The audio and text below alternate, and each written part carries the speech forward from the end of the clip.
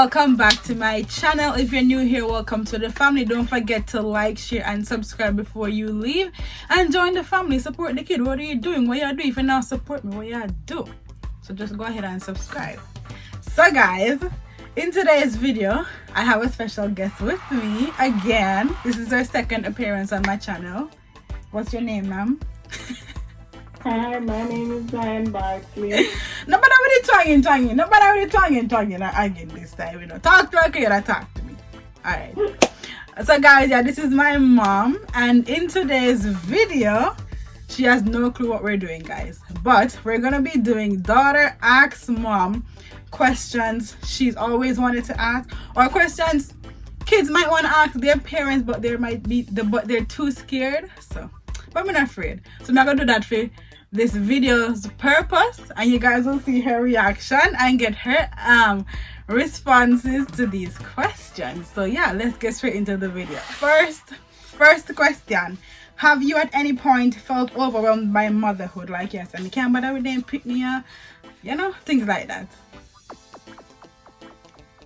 Yes, I do on many occasions, but more so with Shanika. So not with me? Yeah, that's right. And on many occasions, but more so with Shanika. What have I ever done to make you feel overwhelmed, ma'am?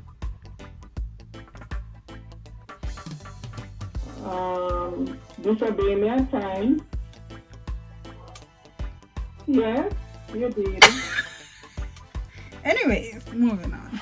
How important would you rate having a relationship? How important would you rate having a relationship or bond with your child or children? Extremely important. It is very important for parents to be the best friend to their children. It is that bond is something that you will forever cherish. It is not about thinking that they are going to disrespect you or anything like that, but you draw the line, you have your limit, but you just make sure that you are their best friend, because that is the only way they are going to come to you with whatever problems they are going through. Period. I agree 100%. Do you think a child can feel loved only through provision of basic needs? So that means the parents only they provide the food, the clothes, the shelter. And they know some parents actually do that. Them say, like, me they send you go to school, me provide water, light, food, you know? Do you think a child can feel loved only through that? No, parents have to show children love in every area of their lives, not only by providing the physical or the basic needs, but all the way you have to let the children know how much you love them. So, for example, if your child comes home with a test that he or she did in school and they only get a 50%, you do not beat them up and say you're worthless or you're no good or, you know, anything like that. You just encourage them. Let them know, sit them down, show them where they went wrong, what they could have done differently, and just encourage them that they can do better the next time. So you can show love in so many different ways apart from providing physical things. I agree 100%. Next question: have you ever felt as if any of your children don't love you, or one loves you more than the other? No, I've never felt that way. No? All my children love me in their own way. I've never felt loved by any over the other. Who's your Because favorite? each individual is just different. Who's your favorite? Who's your favorite? Pardon me? Who's your favorite? The one that I'm talking to at the moment. I'm your favorite? Not in this moment. Not in this particular moment. Whichever one I'm talking to at whatever time I'm asked that question, they are my favorite. Okay, well, all three of us are going to ask you at one time. Yes. Okay, now we're going to get a little bit more interesting, guys. So next question is, has your intuition ever told you that any of your children were being sneaky? If yes, how did you deal with it?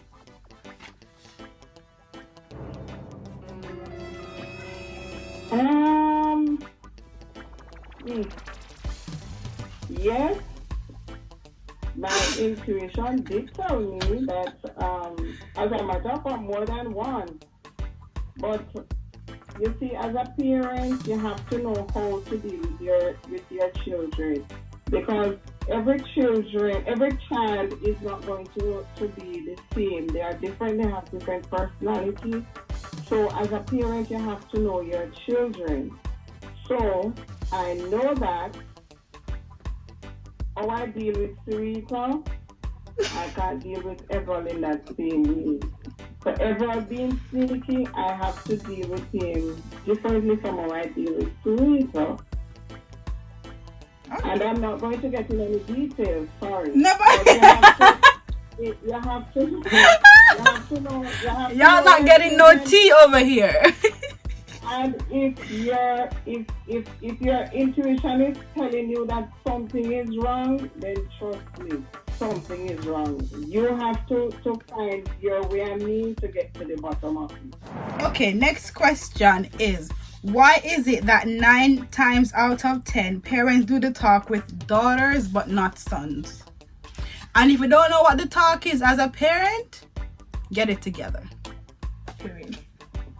Repeat that question. Why is it that 9 times out of 10 parents have the talk with their daughters but not their sons?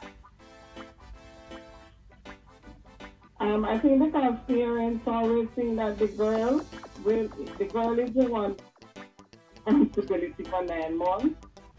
While the son can go out there and leave it out there. But you can just see one girl pop up in your yard with belly, say for your son same way, and yeah, that's what I'm saying. It shouldn't be, because your son, if your son gets involved with someone and that person becomes pregnant, that responsibility is going to become yours if your son is not mature enough to deal with it. So I think parents need to change that concept where they have the talk with both girls and boys. And some parents do. They have the talk with their girls, they have the talk with their boys. I did have the talk with JJ. good mother over here, sir. Watch good mother over here, sir. What good mother? Okay, next question. This one is for me. I don't care about Everall with this one, because I know girls are a bit more sensitive, or daughters. So how did you feel when I started to enter the dating world? I was scared. I was intimidated. Intimidated by who or what? I was like, wow, it is finally here. My greatest fear is finally here. But I knew that day was going to come, and I just prayed about it and asked God to provide the right person and for you to make the right decision. As a matter of fact, I used to always say to myself, I hope that she will think about boys as how I used to when I was her age. Because if she does, then everything is going to be How did you think about boys? Let me see if I'm doing it right. You never give me the tea, so I'm even more. How did you think about boys? You know what? She left out a part of the talk, obviously, because I don't know what she's talking about. So how did you think about boys?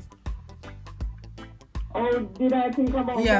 Because you say if I think about boys as how you did, then I should be fine. That boys are cruel and they will damage you and leave you. True. Period. That's why you know that. Okay, so next. In that sense, I always have a wall. I always have a wall. A very high wall. As we all should. Next question. As a female, you know you're up in age, you've been through it. How many chances are too many chances? Giving your daughter or son advice. How many chances are too many chances? How many? Chances are too many chances. When do you say enough is enough? Well, as a parent, I'm not sure if like if I was supposed to come to you about something and I keep coming back to you over and over, asking you for advice, at what point would you say, listen, like, enough is enough, you've given too many chances, you need to move on?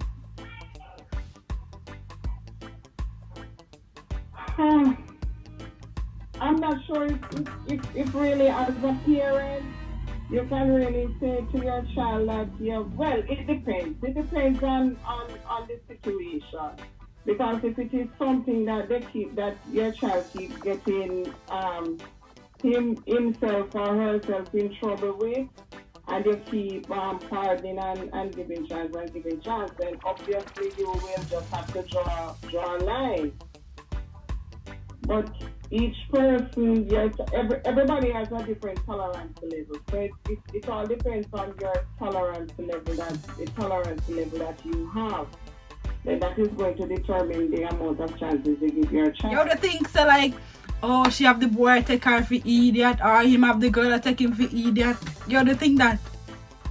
Yes, I would think that, and I would get upset, and maybe mother will go lick down your boy or girl or something. I beg your pardon. Okay, next question. Would you prefer any of your children to be in a long-term unhappy relationship, or be moving from relationship to relationship trying to find true happiness? No, I wouldn't want any of my children to be involved in that. Which one would you rather? Is a would you rather? Which?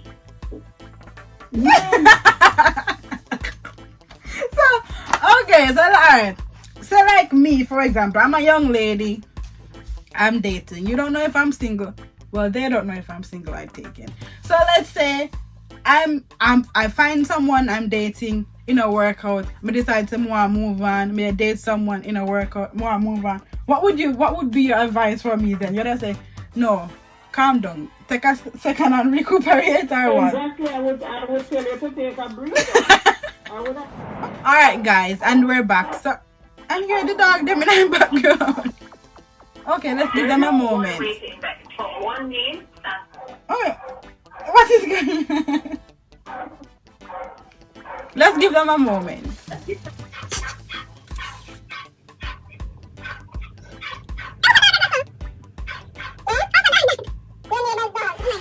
Okay, so as you were saying, you would tell me to take a breather. Take a time out, sit down, look into yourself, see what is going wrong, and then you go from there. So what if I'm not the problem? We always say we're not the problem, but sometimes we are definitely the problem.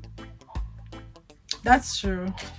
That's true. Good advice. This question is from me personally now. Have you ever disliked anyone I dated?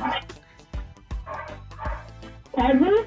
Have you ever disliked anyone I dated? Yes. Oh, no cut out your name. Tell me. Yeah, I told you already. When? One day. One day when? So why you to be shy?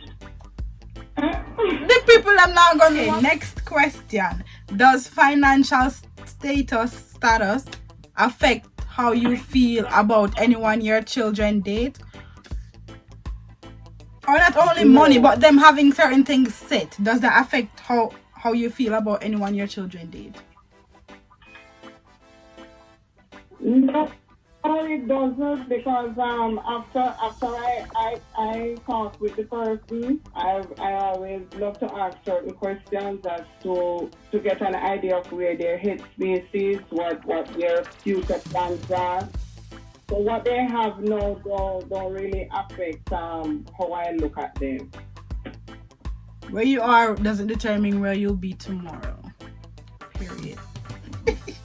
Okay, next question. And guys, we're gonna get a little bit spicy. You know, we keep it cute and clean, but we also want to be interesting. So this one is a question for me to her as a married woman. I'm a bit curious, as most people would be.